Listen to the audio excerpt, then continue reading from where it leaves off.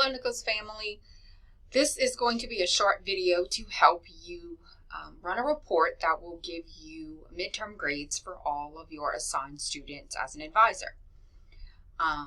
From your staff homepage, your menu over here on the left has a reporting option.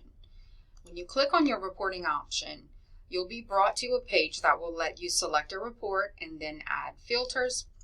So that way you can get a list of your assigned students with their midterm grades and export that to an Excel document for you to be able to get all their grades in one place. You're going to use the standard reports tab here. It is a report that's already developed to include the student data that you would need for our midterm grade reports. We're just going to go through the filters that you would need to pull your assigned students into one complete report. The student enrollments report is the one you will select, and that will give you the option to filter and bring your students into one individual report. The first field you'll select will be midterm grade. And then the condition will be set to is not empty. So we want to bring over courses that have midterm grades. You're going to add a second filter. The second filter will be relationship type. And down here, it's closer to the bottom. You'll have to scroll a little bit. Relationship type, and then choose assign to. The condition is, leave it as it is right there. And then your value will be primary advisor. This is where the next step is where you will select you and run the report based on your assigned students. This will be via a subfilter.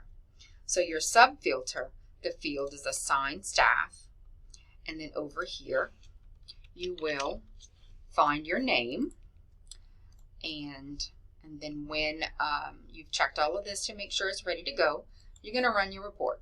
I don't have any assigned students, so you're not going to see very much.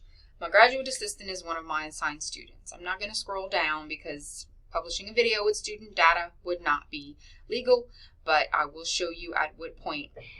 So once you have your student information run from the report at the bottom, you will use the little menu feature over here, and then you will be able to download it to Excel and open it.